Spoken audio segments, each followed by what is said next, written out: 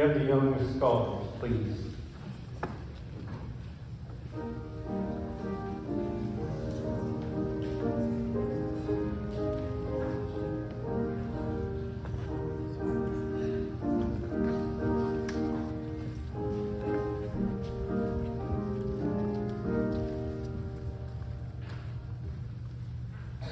Okay, we got a lot of young scholars here today.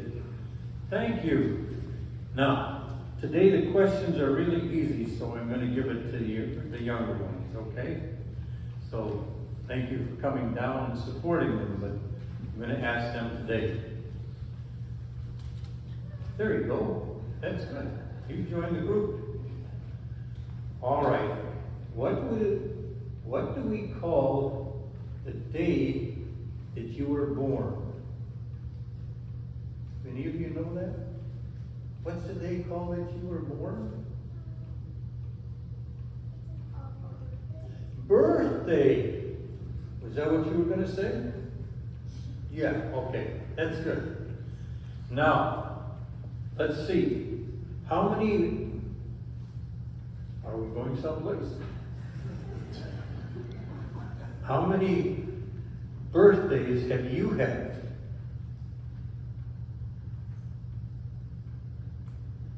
You know how old you are?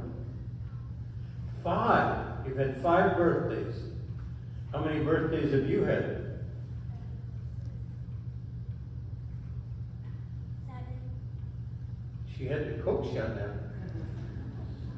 She knows how old you are and you don't. No, I'm kidding. So, Katie, how about you? 8. I think it's 9. You think it's 9? Oh, good. That was a good guess. Because you are 9 years old. Well, that's good. How about you? You had 6 birthdays. Okay. So, how many do you think they've had?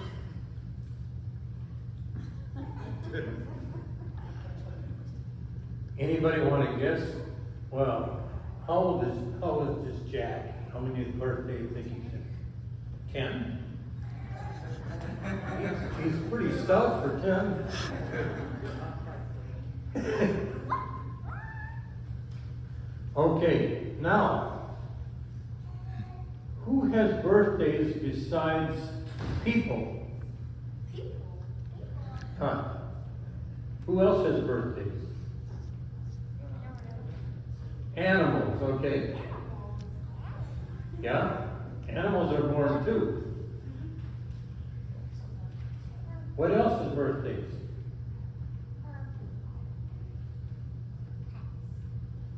Pets. Okay. Other pets. Well, what's this building called? Church. A church. You think a church has a birthday too? Yeah, it does. You think a church has a birthday too? And you nailed it right on the head. It's the 100th birthday today.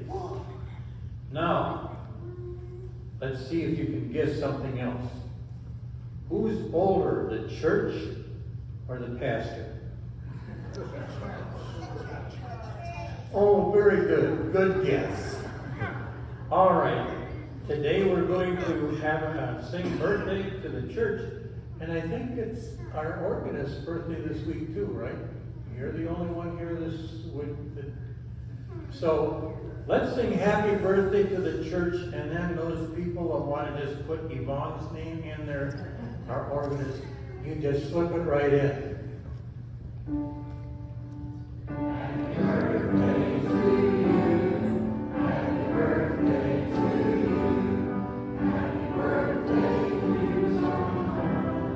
Happy birthday to you. Okay, give them a hand, please.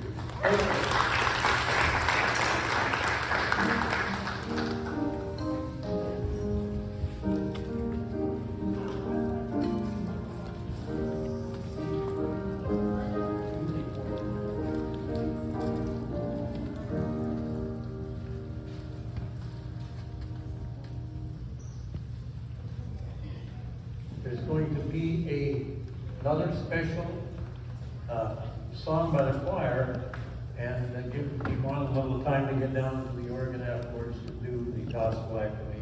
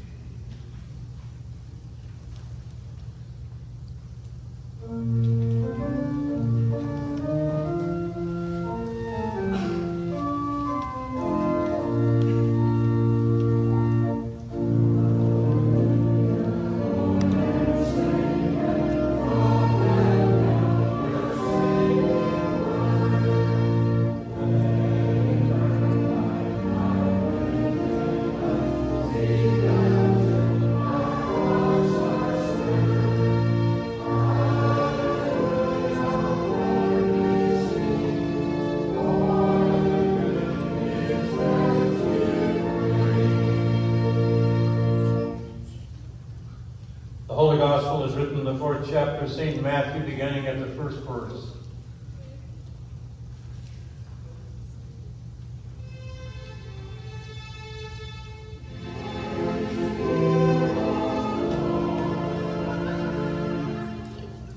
Jesus was led by the Spirit into the wilderness to be tempted by the devil.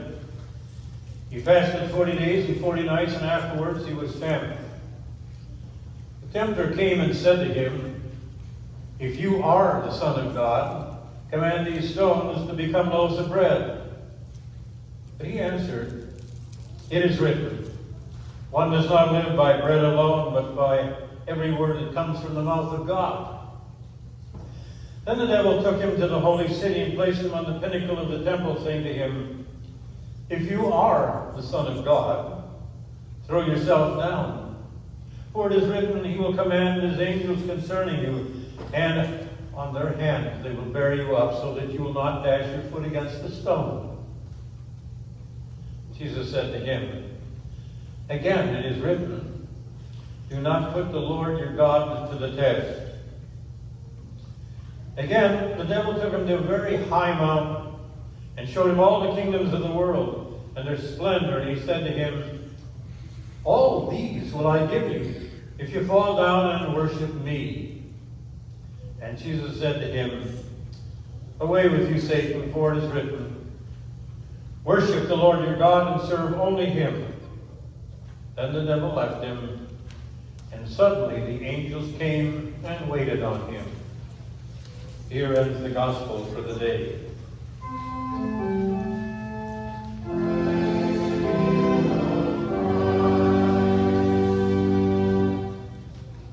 Please be seated.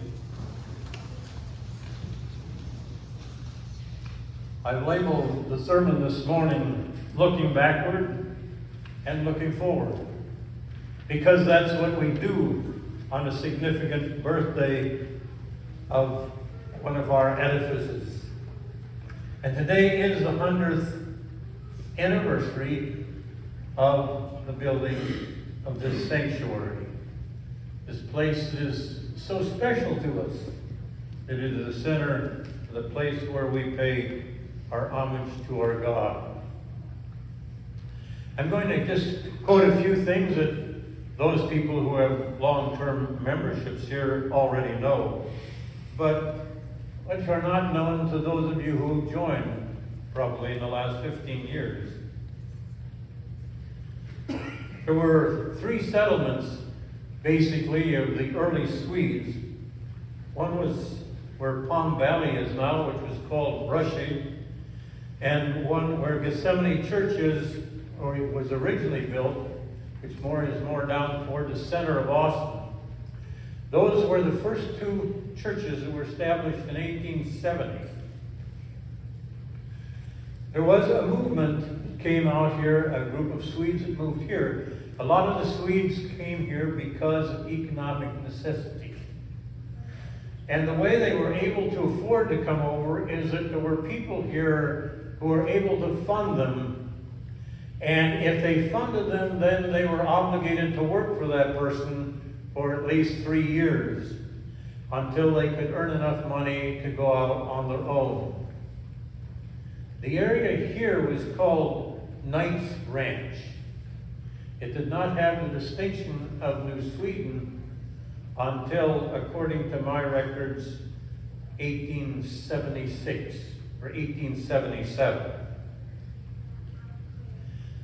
The church itself was established in 1876 by the order of the Augustana Synod. They were brought into one of the many congregations in America. The building was, the first sanctuary was built on the spot where our cemetery is right now, 2 miles down the road, or I guess it's 3 miles down the road. And that was done basically by a lot of volunteer work, and they paid, I think, $40 for that building or something to that extent. In 1902, Carl and Joanna Peterson had dedicated or willed this land that we are on now to the church, 203 acres. They did not have any children, so by God's grace, they gave the land to the church. And the church down where the cemetery is now was growing, and it outgrew its building. And so in 1923,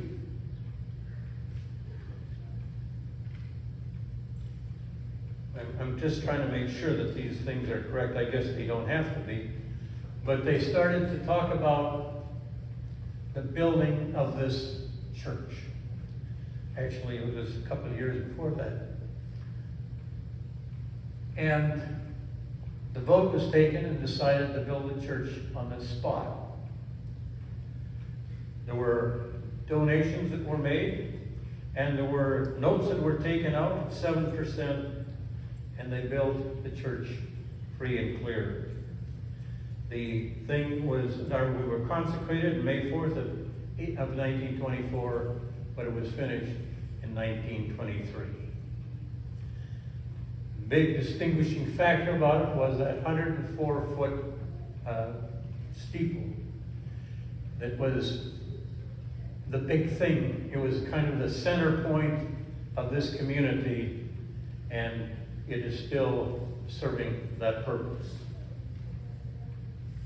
First English service was done in 1923 in the first confirmation class, according to the records that I have, in 1927. The person who directed the church through all that time was Reverend Alfred, well, I guess it was Dr. Alfred Scott, and that is Sharon Robbins' grandfather, Kim's great-grandfather. And he, along with a architect, designed this church, and he was here at the founding of it and stayed here another 12 years, I believe it was, before he left. He has the longest pastorage here. He was here for 31 years. I like to say that I've had the longest single one because his was split up in two sections, 14 and 16 and 17 years. And so we have that dubious distinction. So we aren't going to glorify the founders, but we owe them a tremendous, tremendous debt. They were people just like us. They had their quarrels, but they had the commitment to build a church. And that was one of the things they first did when they came to community. As soon as they could, they had to establish a church. And I would wonder what would happen if that was still our first thing that we thought about when we moved to a community, was to make sure there was a church there that we belonged to, that fit into. Now finding a church seems somewhere down the line. But on this day, we want to celebrate those people, those ancestors of ours who came here, who struggled through some very tough times, but who nevertheless made Christ the center of their church and of their lives. I like the statement of Dr. Scott, who said, Christ, the rock of ages, and to the measure that this church builds upon that rock, the church will stand. Its buildings may deteriorate, its steeple may fall, the present pastor's voice may cease, but the church will remain if its center is on Christ.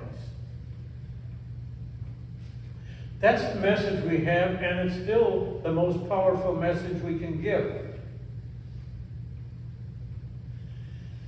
The unfortunate thing is that in front of you lies something very different than what lies in back of you. The church is being attacked. We are in uncharted waters. We don't know where we're going. Because just as our text, our gospel text, centered on the temptation of the devil, as much as people don't like to use that term today, we are now being confronted by the devil on many fronts in the church. It is now the church that is being tempted. Church numbers are dwindling. Denominationalism is out of fashion. And even the denominational churches that are building churches now do not include their denominational name in their church name. There is sabotage from within. Right now, the Methodist Church is in a cataclysmic battle with itself. And as they are going to vote, as they will here in April, they are given 5 choices. And one of the choices the Methodists are given is you go anywhere you want if you don't like it here. There are no special church times. There is not any time where the secular society takes a break and says you really ought to go and worship. And so we struggle. And they schedule times for doing everything they want to schedule in the time that we used to call the church time. So we today are looking backward for some inspiration, and especially to recognize the commitment that they had to stay the course and to keep the church centered on the preaching of Jesus Christ. Because as Dr. Scott said, if you don't do that, then the church will not remain. So we are at the hour of decision. How are we going to treat this beautiful place we call a church? Are we going to use it to inspire us to worship our Jesus Christ? Or is it just to be some kind of replica, something that is the most photographed building in the state of Texas? As good as that is, it can't be the center. We have some simple suggestions for what to do to keep this alive and dynamic. They're just simple things that just seem to make sense, but we seem to forget them so often. As we move forward, I suggest we don't mess with what's working. Those things that are special to us, those things and those orders of service, we don't throw them away. We don't throw anything out that works, but we have to be committed to add things that might work for something that doesn't work for us if we are going to grow. Simple thing like attendance is still one of the most powerful ways to designate an active church. Because if we don't start there, if we don't start with worship, then we start someplace in the wrong place. The focus is going to be on Christ, and that's the message. One of the things that is really disturbing a lot of us today is the emphasis has gone out in seminaries and even in our own synod of saying the important thing we got to deal with are a lot of social issues. Those are not unimportant, but they cannot be the focus of a church. The focus of the church is to teach its people about the sacrifice of Christ, committed then to his service. And we deal with our social issues on our own as we struggle with them in our own personal moral life. We should not be unconcerned about social warming, but it's not the focus of the church. It is really not the topic of a church. Last week, I handed to the council a group of questions that we ministers were going to get on Thursday morning when we met with the bishop. And they filled it up. Actually, I got a number of them, plus some others. And one of the questions that was asked is, what is one of your goals? What do you hope for most? And the one thing that was answered the same by practically everybody is we need to concentrate on getting new members. That's pretty self-evident. And that's the real tough thing about the church today. It has trouble drawing people. But what is the most powerful solution for getting more people here? Do you have any idea what gets most people to the church? It isn't mail-outs anymore. And as much as we can use the internet, and we can get people directed here from internet, but still the most powerful thing as far as getting new members, is for those who are members to invite others. That's how most of the people come into the churches these days, upon invitation of current members. And so it gets to the point where you have to say to yourself, you've got to revive the church beginning with me. What am I doing? With the most important thing is to witness to Christ, but to say, come along with me and come to church. And we have people to do that. And we certainly try to work on those who have been brought, but it's still a tough task. But that is your task right now, to invite people and to be here. We need to improve the worship experience any way we can, and that's coming down the pipe with a new instrument. And then finally, so simple, so self-evident, we have to learn to work together really well. We can't see sabotage within. If we vote on something and we have a directive on where to go with it, then we need the support of everybody. The spirit of cooperation keeps the church together. Those aren't tremendous tasks. They're simple little gestures that we all have to take seriously. Satan is alive and well. Our gospel text told us that. And he's still alive. And he's attacking the church like never before.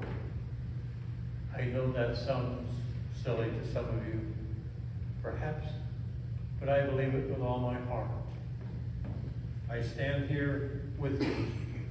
We look back on those people who brought us this wonderful church, a place to worship. But now it is our task to turn around and make this an effective worship place for anybody we know. Amen.